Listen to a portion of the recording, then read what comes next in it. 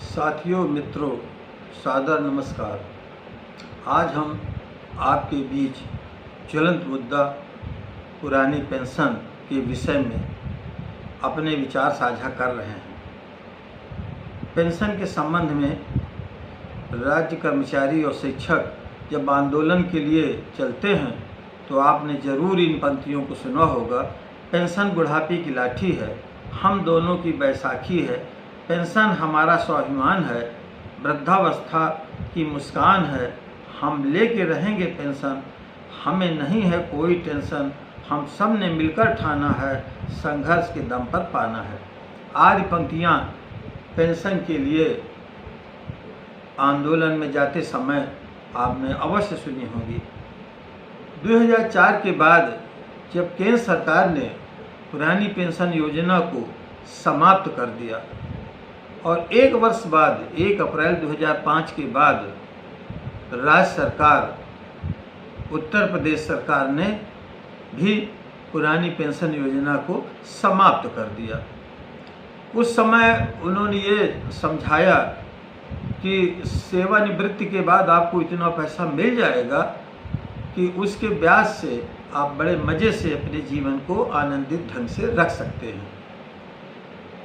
इस तरह से चलते 2 वर्ष तक राज्य कर्मचारी और शिक्षक थोड़ा सा गफलत में भी रहे। 2007 में जब उत्तर प्रदेश माध्यमिक शिक्षक संघ के प्रदेश अध्यक्ष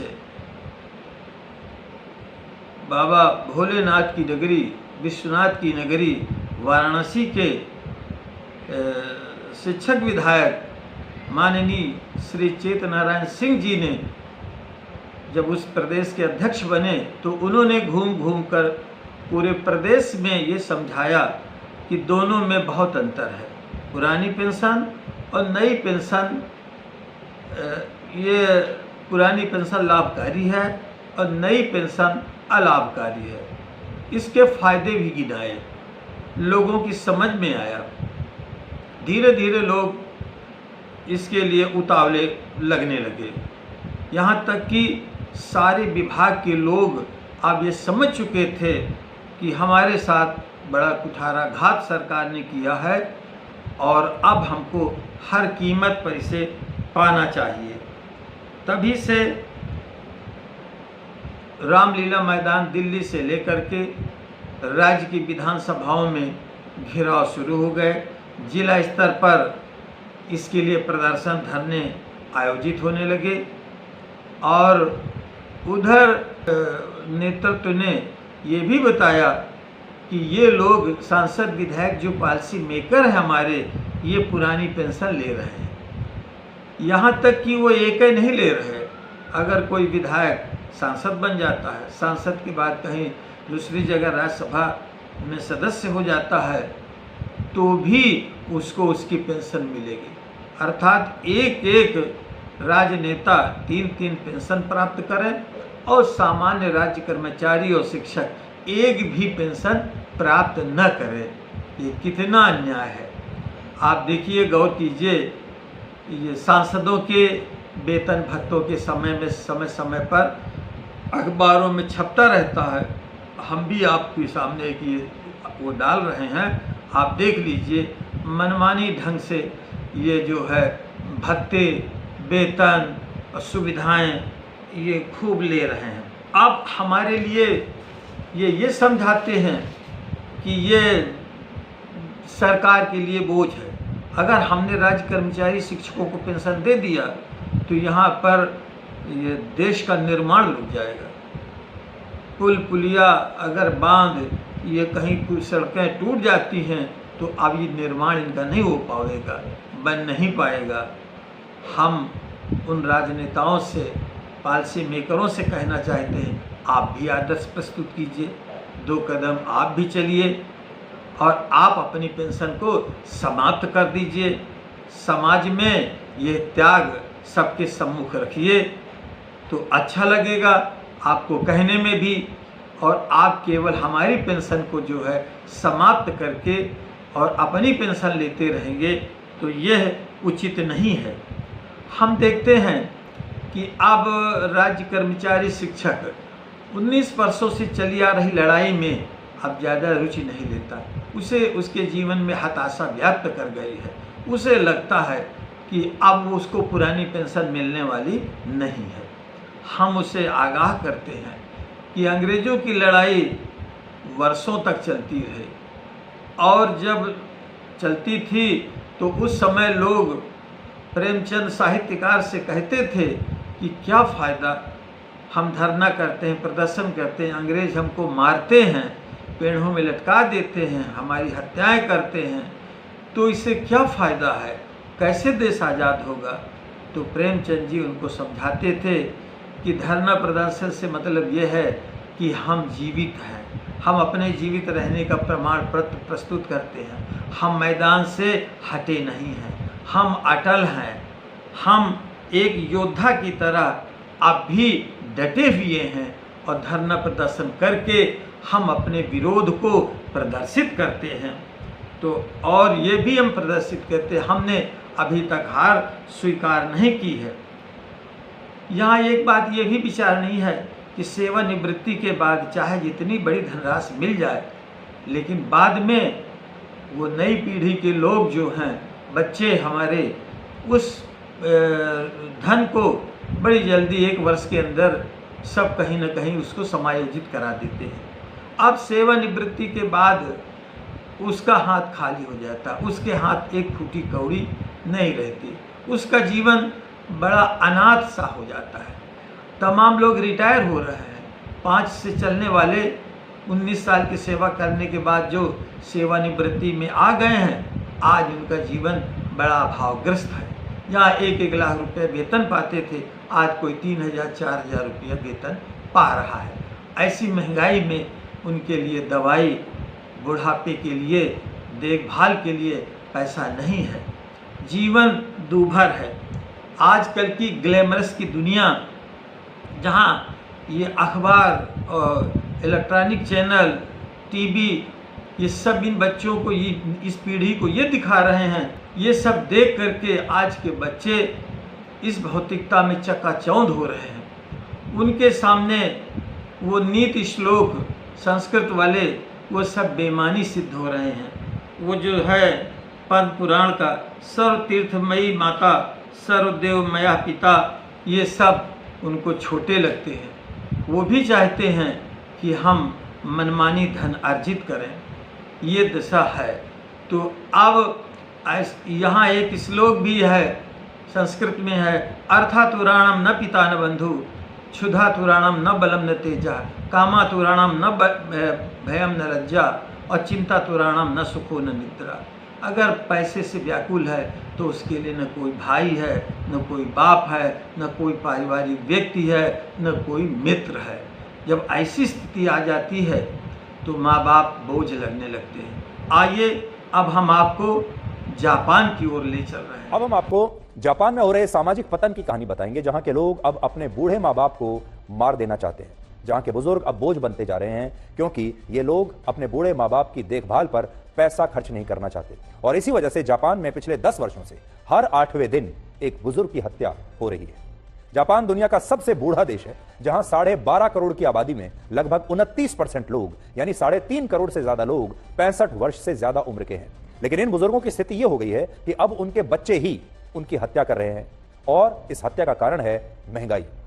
जापान में एक नई रिपोर्ट आई है, जिसके मुताबिक वर्ष 2011 से 2021 के बीच कुल 10 वर्षों में जापान में 443 बुजुर्गों की हत्या हुई, जिनमें 206 बुजुर्ग ऐसे थे जिनकी हत्या उनके बेटे या बेटी द्वारा कर दी गई, जबकि 13 बुजुर्ग ऐसे थे जिनकी हत्या उनके भाई या बहन ने की, और 7 बुजुर्ग ऐसे थे जिन्हें उनके नाती और पोतों ने जान से मार डाला।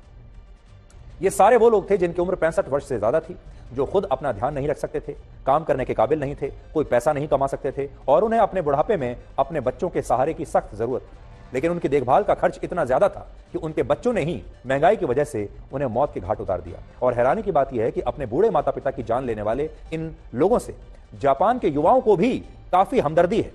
इन युवाओं का कहना है कि अगर ये लोग ऐसा नहीं करते तो महंगाई उन्हें मार देती, और इसीलिए इन लोगों ने अपने बूढ़े माता पिता की जान लेकर कुछ भी गलत नहीं किया। इस समय जापान का समाज मुख्य तौर पर 3 वर्गों में बटा हुआ है। पहले वर्ग में वो लोग आते हैं जो महंगाई की वजह से अपने बूढ़े माता पिता की हत्या कर रहे हैं। आप जानते हैं कि जापान एक बहुत समृद्धशाली देश है। हम आपके सामने एक आंकड़ा भी रखते हैं कि अमेरिका की जो आर्थिक स्थिति है तो 1522 लाख करोड़ प्रति वर्ष की उनकी राष्ट्रीय आय है और आबादी 30.5 करोड़ है।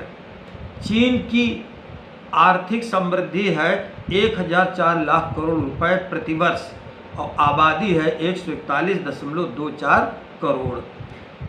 विकसित देश जापान जो तीसरे नंबर की अर्थव्यवस्था पर आता है, उसकी आय है 365 लाख करोड़ रुपए और आबादी मात्र 12.57 करोड़ है। जर्मनी 284 लाख करोड़ है और उसकी आबादी 8.32 लाख करोड़ है। अब भारत का नंबर 5वें पर आता है आर्थिक स्थिति में, आर्थिक प्रगति में कि 209 लाख करोड़ रुपए वार्षिक है आय और इस पर आबादी का बोझ है 142.76 करोड़। जहां भारत की प्रति व्यक्ति आय 2 लाख रुपए प्रति व्यक्ति प्रति वर्ष है, वहीं जापान की आय 28 लाख रुपए प्रति वर्ष है, अर्थात भारत से 14 गुना वार्षिक प्रति व्यक्ति आय जापान की है। ऐसी समृद्धशाली स्थिति में भी जापान की स्थिति को आप सुन करके आश्चर्ययुक्त हो जाएंगे कि जापान में वहाँ के जो नवयुवक लड़के लड़कियाँ बहुएं हैं वो अपने बूढ़े माँ बाप को बोझ समझते हैं और वो उनकी हत्या कर रहे हैं। वहाँ कुछ ऐसा लग रहा है कि कोई कानून नहीं है कि उनको कोई सज़ा मिलती हो, वो प्रतिवर्ष हत्या कर देते हैं। 65 वर्ष के से अधिक बूढ़े जो कुछ कमा नहीं पा रहे और असाध्य हैं, तो वो उनके परिवार के लिए बोझ है और यह बोझ महंगाई की वजह से है। इसका मतलब ये नहीं कि वहाँ महंगाई बहुत ज़्यादा है, वहाँ महंगाई भारत से कम ही है, लेकिन वो इनको देखभाल नहीं करना चाहते। वो चाहते हैं या तो ये हमको प्रति महीने आय दें, अगर इनके पास है तो हम फुल टाइम चाइल्ड की नौकरी करें और इनकी सेवा करें, और अगर इनके पास पैसे नहीं हैं तो हम इनकी हत्या कर दें। यहाँ इसी वर्ष एक फिल्म दिखाई गई प्लेन 75, ये फिल्म वहाँ पर जापान में दिखाई गई और वो फिल्म कान फिल्म फेस्टिवल से पुरस्कृत हुई, उसको पुरस्कार मिला। उसकी थीम क्या थी फिल्म की कि जो 75 वर्ष से 70 वर्ष से अधिक के बूढ़े हैं उनको सरकार एक योजना लाती है और उन्हें इच्छा मृत्यु का आमंत्रण करती है कि आप चाहें तो इच्छा मृत्यु आप ले सकते हैं, आप स्वयं अपने उससे मृत्यु को प्राप्त हो सकते हैं। और इस फिल्म को वहाँ के लोगों ने इस रियल लाइफ को अपने रियल लाइफ में उतारना बहुत स्वीकार किया है। अब ऐसी स्थिति जब वहाँ है तो आप कल्पना कीजिए कि भारत कितना गरीब देश है। तो यहाँ पर कहीं वही जापान वाली संस्कृति अगर यहाँ आ गई तो बिना पेंशन के वृद्ध कैसे जीवन का निर्वाह करेंगे, ये सोचने में भी डर लगता है। तो मित्रों, अब हम आपसे अंत में एक और विचार देते हैं कि शुतुरमुर्ग जब रेत में चलता है तो जब कोई खतरा देखता है, शिकारी को देखता है, तो अपनी गर्दन रेत में दबा देता है, अर्थात वो अपने को निर्जीव सिद्ध करता है। तो वहाँ वो तो शायद बच भी जाए, लेकिन आपके आँख मूंद लेने से खतरा न जाएगा, आगे जो होगा वो देखा न जाएगा। इसलिए सतर्क हो जाइए, सावधान हो जाइए और पेंशन के हो रहे आंदोलन में भरपूर सहयोग कीजिए, समर्थन कीजिए। यह जो आंदोलन होता है ये अहिंसात्मक आंदोलन है, शांतिपूर्वक है। हम अपनी बात को समाज के सामने ये प्रस्तुत करते हैं। धन्यवाद, साधुवाद, जय हिंद, जय भारत।